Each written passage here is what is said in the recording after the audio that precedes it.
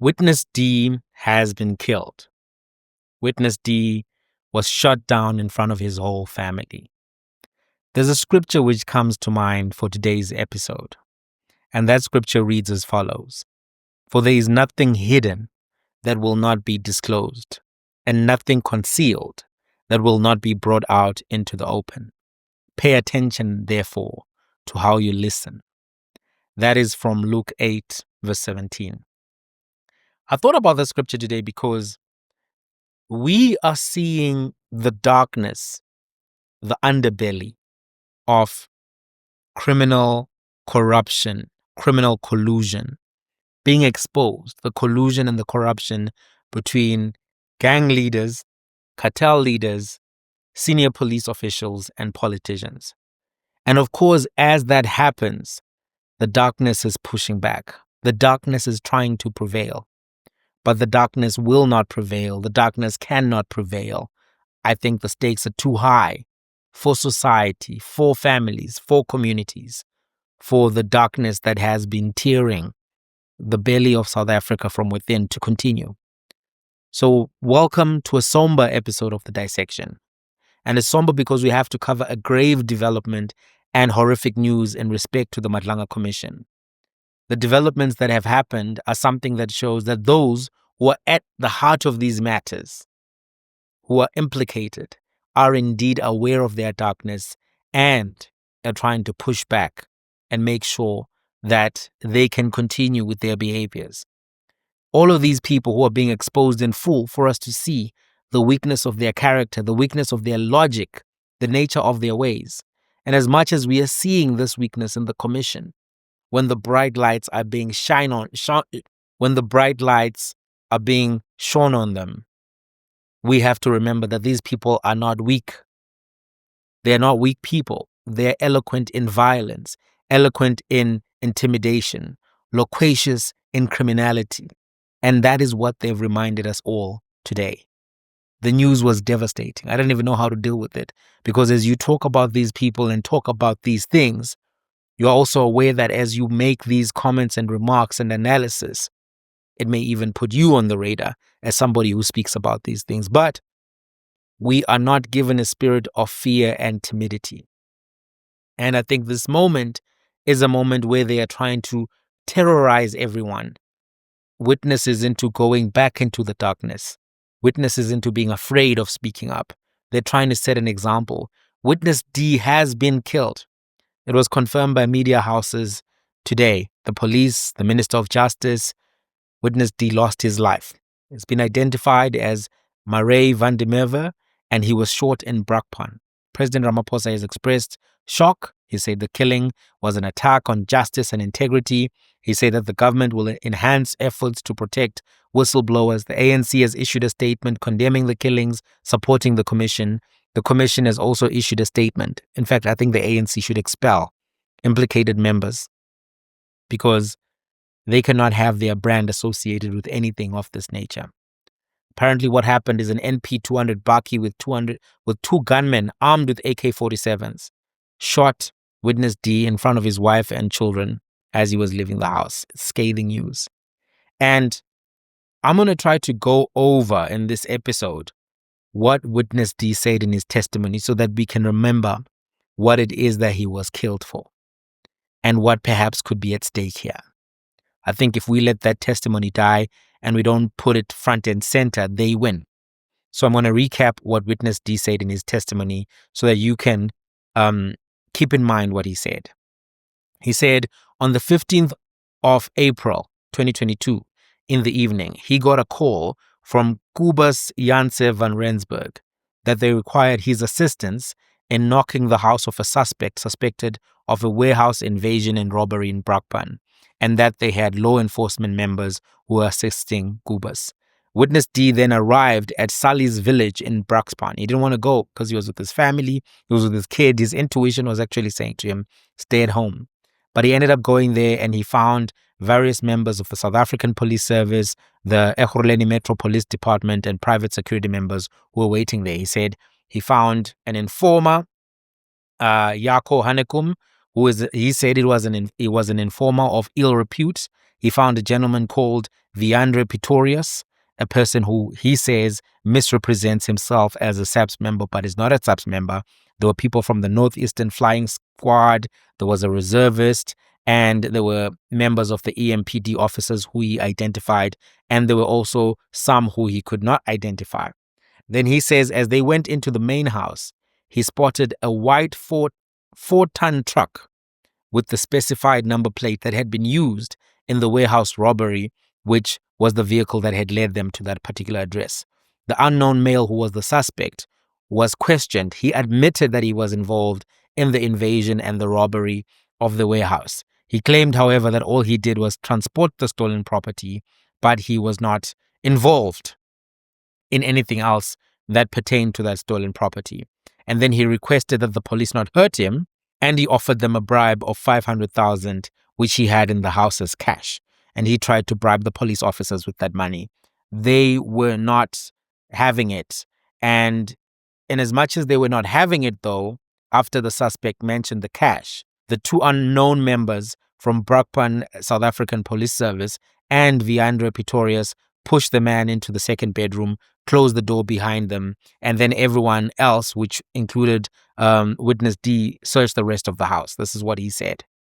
And then later on, it seems there was some intensive interrogation. He spoke about some of the techniques that happened there. But he said that as he entered the kitchen, he saw one EMPD officer taking a bucket of water to the room where the suspect was being kept. And then in the kitchen, he found someone else who was searching the cupboards. He went outside of the house and stood on the steps for a while. When he went back later into the house, he found the same person who he was searching the kitchen with, Kasha Lee, on her phone, and she ended a call, shouted for everyone to move outside into the yard, and went towards the second bedroom. When he went towards that door, he noticed the two unknown Brakpan South African Police Service members leaving the house in haste, and one of them was carrying a small black sports bag. He says he went out of the house again. He went by the garden to the truck and joined Kubas and the others. He says shortly after this, Viandre and Kasha Lee joined them. And then he asked if the suspect had talked, and Viandre responded that the suspect would never talk again. That's what he said. He says a discussion then took place between the law enforcement members as to how to deal with the scene, and then Kasha Lee tried phoning a paramedic to declare the suspect dead. He said that he was approached by Viandre, who informed him that he would phone General Feroz Khan to fix this. And then he was not interested in that, and he told Viandre that it was his own problem and that he would go to jail for killing this particular individual. He says then Yako informed him and Viandre that the chief instead will come and sort out the issue. And that's when Julius Mkhwanazi stepped onto the scene. And he said that they needed to throw the suspect's body into a mine shaft or dump it into the dam. And they looked at him to do that. Viandre then informed him that he must take the body and dump it, and they would show him where. And they said that his vehicle being marked would not attract any attention. And then he was directed by Viandre at that stage to put the body in the car, and he disposed of the body. That's what he said. These are the main allegations that he made at the commission around Julius Mkhwanazi and several other individuals. Now, this theft from the warehouse, I don't know what goods were stolen, but some of the names that were being raised as people who could potentially solve the problem raise red flags for me, because why would General Feroz Khan be able to solve this issue when he's located in KwaZulu-Natal? That's something that I think is a big question mark. What was the nature of the goods there? This driver offers them 500,000. He says that he was only driving the vehicle. He offers them 500,000 to dispose or to get rid of the case, to bribe the police officers. And it seems as if they took that 500,000 but still wanted information about where the stolen goods were. How valuable were these stolen goods? What were the nature of the stolen goods to the extent that 500,000 would not be enough for these police officers to look away? Was it goods that they owned? Where was the theft pertaining to stuff that was stolen from them? Why would General Khan be interested? Julius Mkhwanazi comes there, according to Witness D, and then says the body must be disposed of. These are very serious allegations. and it may pertain to a consignment of drugs. There's no way of telling that was stolen from the warehouse, and that may be the reason why the 500,000 was not sufficient for them to walk away from this. But the fact that they have killed Witness D, the fact that Witness D is no longer alive, this to me is proof that his allegations were true. Otherwise, why would they go to the extent of killing him? This to me is validation not only of Witness D's version, but all of the other witnesses who have implicated various people. It shows that the stakes are so high at this point that these people are willing to kill people in the middle of a hearing so as to avoid accountability. Because one thing that Witness D could do is take them to the place where he disposed of that body. And that in and of itself would have led to grave repercussions for some of the people there if that person was identified and we got an understanding of what industry he was in and what was the nature of the goods that were stolen. So that's the first thing I want to say, is that I think we are seeing that the allegations made by Witness D are credible. Otherwise, they would not have taken his life. It's also my view that some of the people who've been implicated in the commission thus far should actually be criminally charged with Schedule 6 offenses, and that bail should be opposed by the NPA. I don't think we can afford to keep waiting. I know the preliminary report is supposed to be sent to the president's desk by about the 17th, so they've got about 11 days to send something to the president. But as you can see, this issue is exigent. People are being killed. People have been killed. Mpho Mafole, Papita Diokaran. Now also Witness D has been killed. I don't think that we can just simply say we should wait, because these issues are not particularly new to the crime enforcement agencies. Some of them have got open dockets. Some of them have just merely been put on the back burner. And in some instances, those dockets have been tampered with. But knowing now the gravity of what we're dealing with, can we honestly say that we can wait for these people to just, wait for the commission, wait for the other thing, wait for the other thing, while witnesses are being killed in real time? I think it's something that must be considered. I think one of the things that the president needs to consider, and whoever else may be involved in making this decision, maybe Minister of Justice and Minister of Police, members of parliament have to be given more protection. Any of the ad hoc members of parliament who are implicated in, not implicated, any of the members of parliament who are working in the ad hoc committee, I think need to get a full contingent of security. We already saw that one of the members from the MK was saying that, he was the victim of a crime, and people spoke in the perpetration of that crime that he was in the ad hoc committee. And I think it's significant and important for us to now think about the serious implications for even members of parliament, because they could be intimidation. They could be members of parliament that end up being killed simply for asking hard questions and asking the right questions. And we saw Vusi Matlala writing people's names down or writing something down.